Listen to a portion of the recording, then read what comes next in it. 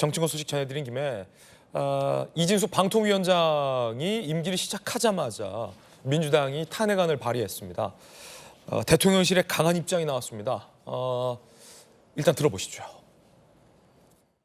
대통령실은 이진숙 방송통신위원장에 대한 탄핵소추안을 야당이 일방적으로 강행 처리한 것에 대해 깊은 유감을 표합니다. 북한의 오물풍선을 보내는 것과 야당이 오물 탄핵을 하는 것이 대체 무슨 차이가 있는지 되묻고 싶습니다. 대체 누구를 위한 탄핵입니까? 대통령실에서 굉장히 이례적으로 강한 발언이 나왔습니다. 북한의 오물풍선에 빗대서 야당의 이 많은 탄핵, 반복되는 탄핵 공세를 오물 탄핵이다. 누굴 위한 탄핵이냐라며 강하게 비판을 했는데 여태까지 대통령실에서 나왔던 어떤 입장보다도 가장 어찌 보면 강경한 입장이 나왔어요. 오신환 의원님 어떻게 보십니까? 사실 대통령실도 작심을 한 표현이라고 보여지는데요. 그럴 수밖에 없는 것이 지금 방통위를 4번째 탄핵을 시도한 거잖아요. 그러니까는 이상임 부위원장까지 직무대행까지 탄핵을 한 것으로 치면 이진숙 방통위원장이 지금 4번째 방통위원장의 탄핵입니다. 네. 그런 의미로 보면 행정권력의 방통위원회를 완전히 무력화시키려고 하는 의도. 그러니까 탄핵의 본래 취지와 전혀 무관하게 민주당이 탄핵을 악용해서 남용해서 저렇게 어떻게 행정권력을 장악하려고 하는, 입법 권력이 행정권력을 장악하려고 하는 잘못된 판단이 저기에 숨어 있는 것이죠. 네. 그렇기 때문에 대통령실의 입장에서는 저걸 방치해둘 수 없다. 그래서 이번만큼은 헌재의 탄핵 심판을 통해서 종지부를 찍어야 되겠다는 의지가 굉장히 강한 것 같고요. 예. 저는 개인적으로는 헌재가 좀 빠른 시간 내에 판단을 해서 저는 좀 이 각하 처분하는 것도 한 방법이 아닐까라고 생각합니다.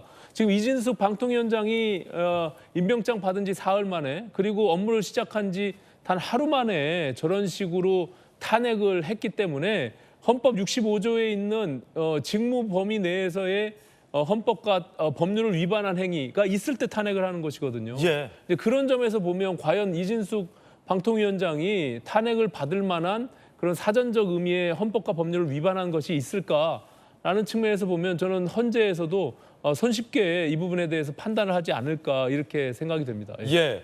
자, 이번에는 방통위원장이 자진 사퇴하는 일이 없게 그간에는 민주당이 계속 탄핵을 시켜서 직무정지를 시켜놓으니까 자진 사퇴하고 새로운 방통위원장이 내정됐는데 또 탄핵을 하고 또 탄핵을 하고 했던 것이 굉장히 반복됐었는데 이번에는 헌재 판단 받겠다라는 거예요. 아시다시피 탄핵을 당하려면 중대한 법률 위반, 헌법 위반 행동이 명확해야 탄핵의 요건이 성립됩니다. 하지만 현 정권 들어서 민주당이 수많은 탄핵을 발의했지만 단 한 번도 탄핵이 받아들여진 적은 없었습니다. 그래서 정치권과 법조계에서는 민주당이 탄핵을 정쟁의 수단으로 악용하고 있다라는 비판이 제기돼 왔던 것 또한 사실입니다. 이상민 행안부 장관에 이어서 이번엔 이진숙 방통위원장에 대해서 민주당이 탄핵 발의한 것 헌재 판단을 받아보겠다. 대통령실 이렇게 입장 밝혔는데 지난번 행안부 장관에 대해서도 기각 나왔어요. 헌재에서.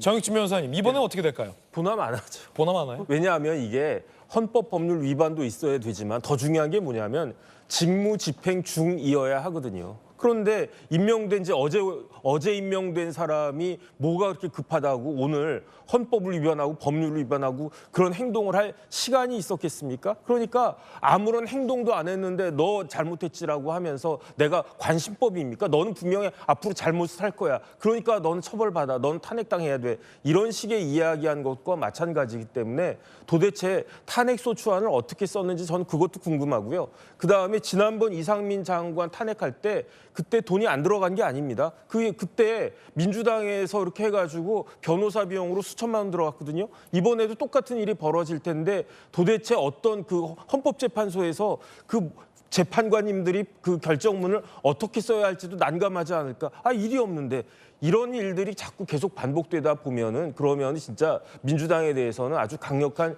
역풍이 불 수밖에 없을 것이다. 저는 그런 생각이 듭니다. 법률적으로는 이건 보나마나다. 그렇죠. 한동훈 대표가 사람이 어떻게 나빠야 하루 만에 탄핵당할 만한 나쁜 일을 질 수 있느냐라고 라고 말한 것과 같은 취지시군요. 그러니까 지난번에 노무현 전 대통령 케이스 같은 경우에도 노무현 전 대통령이 불법 정치 자금을 써내문으로부터 받았다는 것이 헌법재판소에서 인정이 됐다고요. 하지만 그것은 노무현 전 대통령이 대통령 취임하기 전에 받은 거기 때문에 탄핵 그 헌법재판소에서 고려할 사항이 아니다. 그래가지고 탄핵이 안 됐던 거거든요.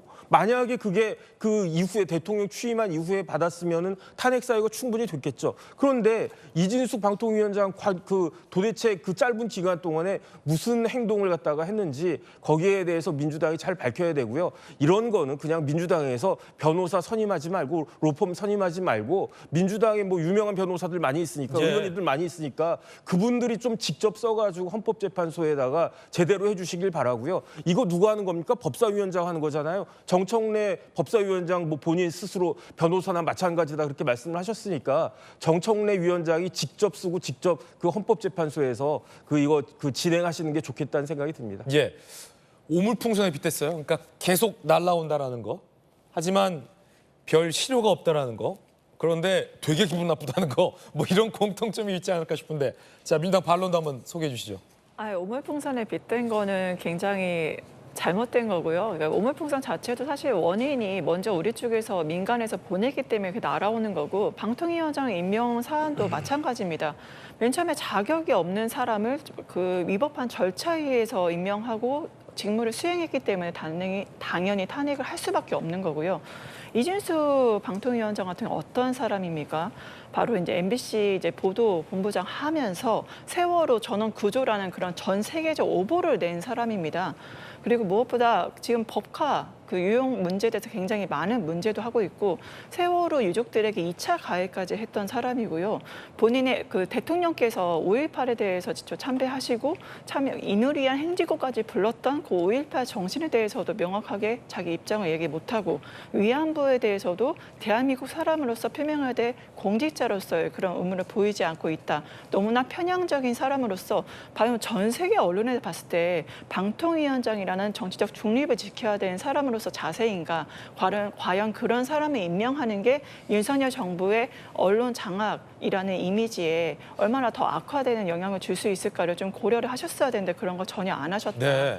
보이고 절차적인 문제에 있어서 방통위원 구성은요. 대통령 추천 2명에 바로 국회에서 추천 3명입니다. 국회에서는 그리고 여당에서 1명, 야당에서 2명입니다. 왜 그렇게 위원 구성을 하게 했을까? 그 이유는 어떤 방송 관련한 일을 할 때 야당과 같이 협의를 해서 하라는 그런 의도 때문이거든요. 그런데 이거를 철저하게 무시하고 기존의 의원들을 해촉해버리고 그리고 바로 방통위원 되자마자 기존의 그 공영방송 장악을 위해서 이사들을 임명하는 그런 일들을 저질렀거든요.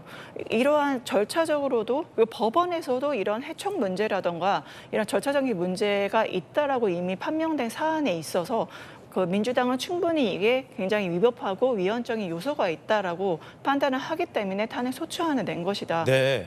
그렇게 말씀드리고 싶습니다. 자, 어쨌든 헌재 판단을 받아보니까 정혁진 변호사님하고 전수인 변호사님 두 분 변호인이 정말 상반된 의견을 주셨는데 누구 입장이 맞는 건지 한번 헌재 판단을 들어보면 나올 것 같습니다.